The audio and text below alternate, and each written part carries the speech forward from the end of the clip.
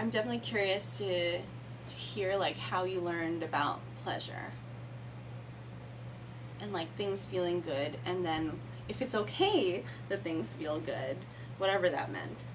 I didn't learn about masturbation until after I was already in a relationship, because then that's when I started to, like, know, like, what feels good once I had someone, like, showing me, and, like, us learning together. The person, like, I lost it to was also a virgin, so, like, we had that moment where we were learning about each other's bodies together, but he probably already masturbated before. You know?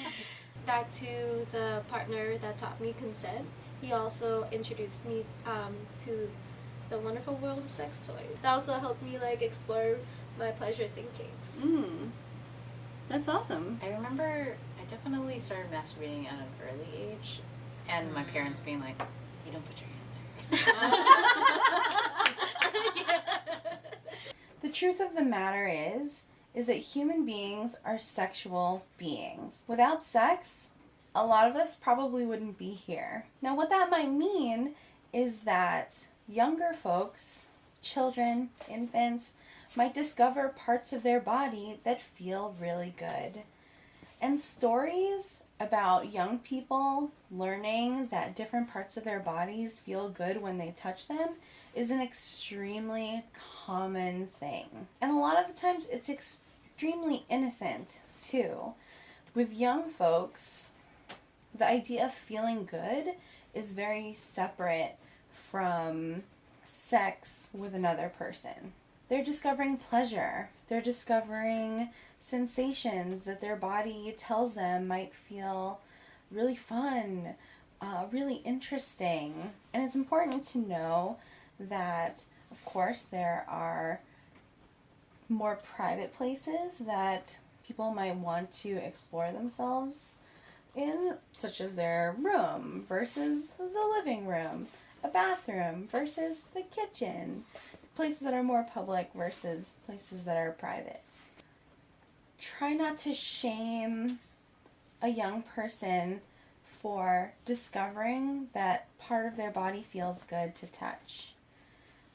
That exploration helps them to potentially be better communicators about what feels good in a relationship with another person, what feels good to them, you know, whether or not they like something. All of this exploration is 100% natural and healthy. Yeah, it's really interesting because it's like, it was like my basis for understanding sex and pleasure was just like personal. Like, I didn't think about other people, or like that my interactions with other people that were sexual, that they could be pleasurable. It just felt like something that happened. There was like this person I was seeing, and we like played video games a lot together. And then I basically had my first kiss and my first French kiss, and then also had sex for the first time all in one night because I had no idea what was going on. Just like, we're watching I had like explicitly remember watching Big Daddy, and it's like the scene with like the Adam Sandler movie? Yeah, like with like the stick, I guess, and he's like putting it in your heart. But I was like trying to watch this movie, and like all this stuff is starting to happen, and I'm like, okay, I guess this is happening. Right, you're like, I'm just trying to watch this movie right now. Yeah, I feel, okay, this is just gonna happen. I definitely knew I wasn't supposed to be like touching myself, but that, not obviously, but it definitely didn't stop me. It was just like, okay, don't do this in front of mom and dad. Right. Right.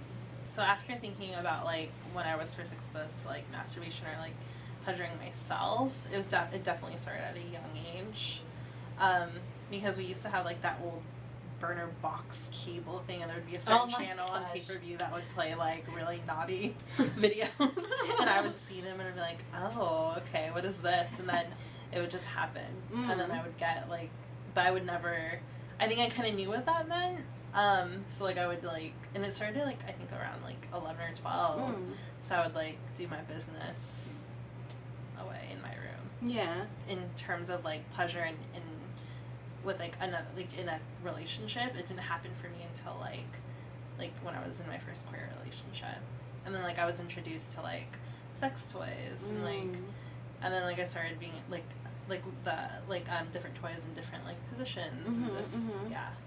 So that's when I started really exploring. Yeah. So that's when I started, like, exploring. So, I was always under the impression, and still am now as a married person, that like you give yourself a good time, or it is another person's job to give you a good time. But like, once you have a partner, you don't need to give yourself a good time anymore. You have a partner for that. Well, I feel like that's kind of the messages we get still, you know, from like many places. You know, even sometimes the way ads are, it's like, you know, you're there for like a partner's pleasure, or like if you're going to be exploring your own pleasure, you have to make sure that you're considering like maybe what your partner is also going to be going through. So I'm not surprised by that, because I think it's just extremely ingrained in a lot of the messaging we still get. For me personally, I think I didn't know the term for it, but I definitely discovered that things felt good if I like rubbed up against them. But I didn't know like what that meant. And then I also grew up at the time of AOL. Oh man. Dealing with the dial-up. So I had to dial up, and then I discovered porn. At least you had AOL. I had net zero. My Lola, like, she has this thing. She loves to clean everything. And that includes going to my room when I'm not there. Oh my. So, I had my vibrator on, like, I don't know why I put it, like, it was in my pen holder. For some reason, I don't know. And then I go Makes home, sense. and I then get it. Yeah, and my Lola's, like, cleaning, and then she leaves, gets out of my room, and I go in, and then I see my vibrator in the garbage, and I'm like... And then I asked my Lola, like, bakit nandito yun in the garbage? I was like, why is it in the garbage? And she's like, oh, like, 'cause it's trash, like, it's not work, like, and I was like, and then so she's like, she thought it was a pen. See, she grabs it, and then she, like, tried, like, clicking it, and the vibration just, I was like, oh my gosh, I cannot believe this is happening right now. This is so embarrassing. I was like, no, it's a massager. It is a massager. It is? Yeah, it I is. mean, a personal massager. Do you remember those? I don't know if this was everybody, like if anybody had these, but they were like these pens that had like the vibrating thing on the top, but like you would like make circles. Oh, Yes? Yeah. Oh. Yeah. It was like a spiral something. Yeah.